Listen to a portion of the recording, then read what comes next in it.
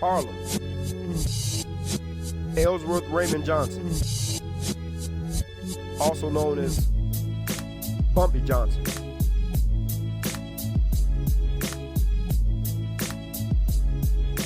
You see, Bumpy was about 21 years older than Malcolm, so he was always the big homie.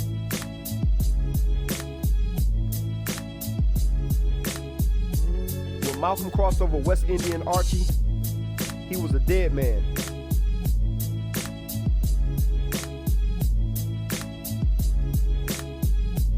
Bumpy was the one that helped Malcolm escape Harlem when he fled to Boston.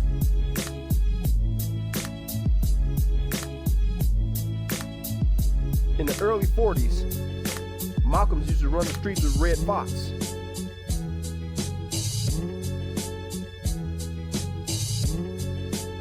Malcolm and Red Fox were committing crimes together, robbing people, beating people up, stealing. Bumpy was frustrated with Malcolm because he kept telling him to get out of the streets. Bumpy saw early on that Malcolm wasn't a gangster. Although Bumpy was a gangster, Bumpy always took care of Harlem.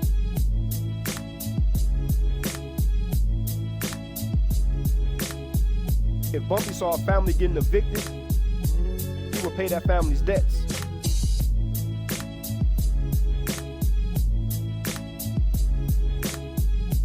Bumpy would spend thousands of dollars on Christmas for kids in the neighborhood.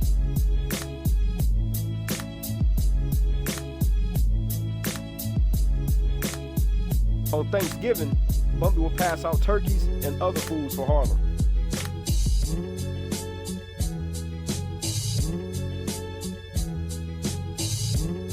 Bumpy and Malcolm met in the early 40s. The two reconnected in the 60s. By the time the 60s came, Bumpy was arrested over 40 times.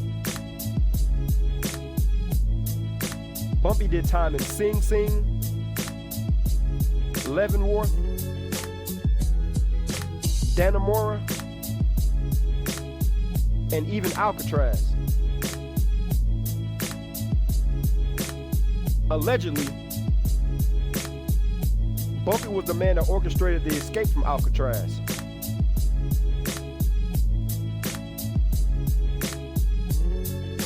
Although he didn't escape himself, Bumpy assisted.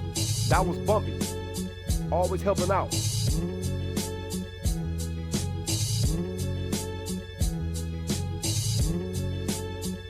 Prison officials said Bumpy was the only inmate at that time that had enough power to have a boat waiting on the outside. Alcatraz is on the island. The only way that you can escape is on a boat.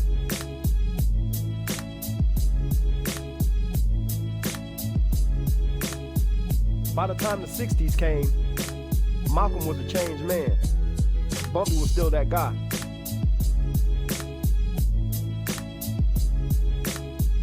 Around the time Malcolm was getting ready to leave the Nation of Islam, the two started getting closer. Malcolm told Bumpy about the death threats. In the NOI newspaper called Muhammad Speaks, the December 4th issue, 1964, there was a 5-page attack on Malcolm by the minister Louis Farrakhan. Bumpy told Malcolm, if you wanted Farrakhan dead, you just say the word. All you have to do is make that call. And Bumpy sent a message to the Nation of Islam saying the only reason you niggas still walking around breathing is because of Malcolm.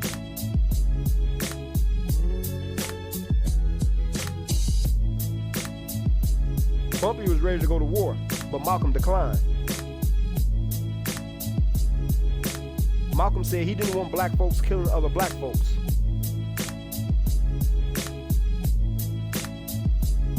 If you're questioning whether or not Bumpy had enough power to go up against the Nation of Islam, let me give you a better understanding of who Bumpy was. Bumpy ran with some pretty serious dudes. Nat Pettigrew, Alabama Black, Finley, Junie Bird,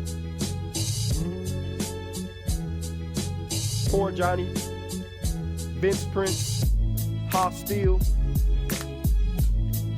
Pretty Ricky, Georgie Boy, Frank Lucas, and Bub Hewlett, just to name a few. Frank Lucas, around the time he joined the circle, Frank had 5 contracts on his head. Once Bumpy put the word out into the streets, all 5 contracts disappeared. Bub Hewlett, do you remember the scene from the movie Harlem? When Dutch Schultz was in the restaurant with Bub, and after Dutch got done eating, he told Bub to gather up those scraps to take home to his family.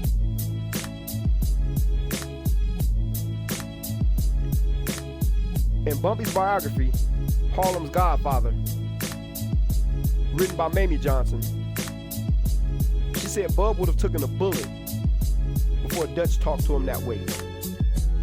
Bumpy couldn't even talk to Bub that way. Other people that was around Bub during that time said there's no way Dutch would have talked to Bub that way.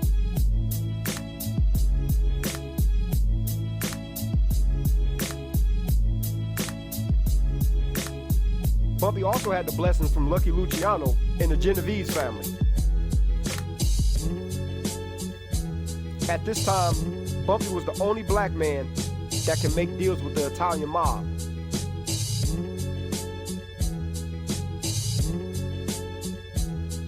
Bumpy and Lucky used to meet once a week to have dinner and play chess.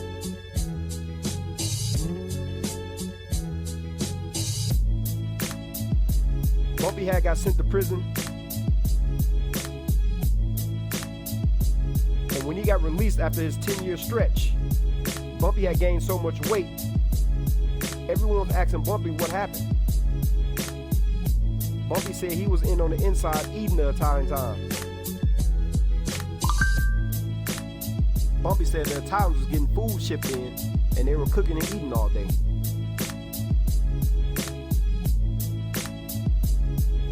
After Bumpy's release, he had a sit-down meeting with Fat Tony Salerno. While Bumpy was away, the Italians moved in on a numbers game in Harlem. Harlem was Bumpy's territory. The reason Bumpy went to war with Dutch Schultz was because he tried to move into the numbers game in Harlem.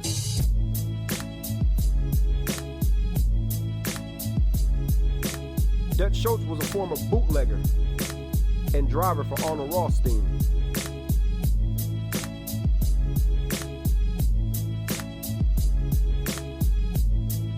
So during this meeting with Tony Salerno, everything was very intense. Bumpy pounded his fist on the table, raised his voice, and told Tony, "You can have the rest of New York, but Harlem is mine."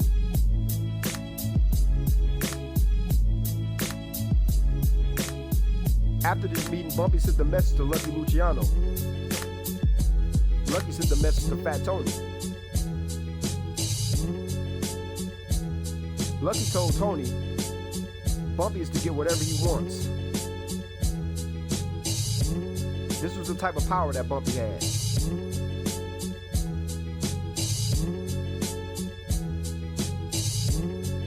Bumpy didn't only roll with gangsters. Bumpy also hung out with many celebrities. Bumpy and his wife, Bumpy Johnson, used to go on double dates with Ruby Dee and Ozzie Davis.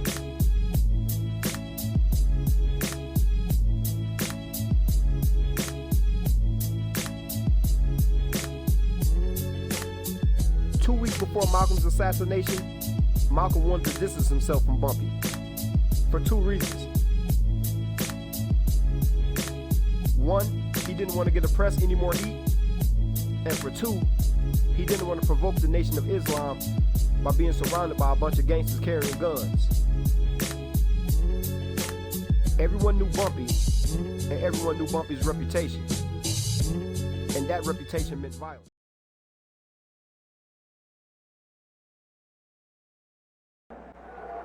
God has made me a better man for you than Malcolm X. I'm standing where Malcolm would have stood if he had the character to stand where I'm standing. And frankly, it ain't none of your business. What have you got to say about it? Did you teach Malcolm? Did you make Malcolm? Did you clean up Malcolm? Did you put Malcolm out before the world? Was Malcolm your traitor or was he ours? And if we dealt with him like a nation deals with a traitor, what the hell business is it of yours?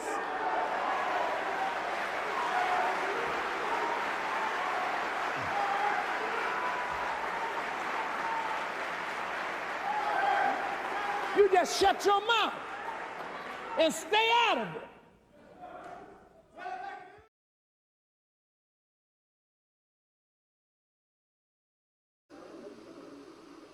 Malcolm didn't know what he was playing with. No, he didn't. He didn't know what he was playing with. You don't jump up against a divine messenger of God like he did. He asked to die. And God obliged him. No, you don't understand. Like someone said, did you Muslims kill Malcolm? So the messenger said, and what if we did? He said, what if we did? Have you ever seen a leader scandalized like Malcolm scandalized Muhammad? Have you ever heard of anything like that? Don't you know if you scandalize a man who's loved and honored by the people, what are you asking for? You're asking for death. And he got what he asked for. And those who killed him, they weren't sneaking behind no damn counter. They came into place where the man was preaching and killed him in front of his own followers. That's fearless men.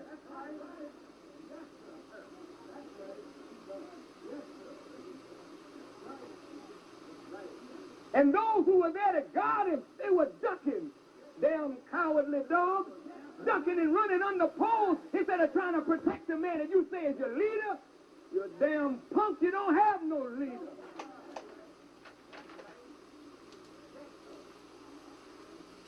If he's your leader, why the hell don't you stand up for him? Now all of a sudden they can serve you a dead man on a platter. And you eat him up as your leader, not knowing nothing about him while he was alive and know less about him now that he's dead. Malcolm's momentum carried him to his death.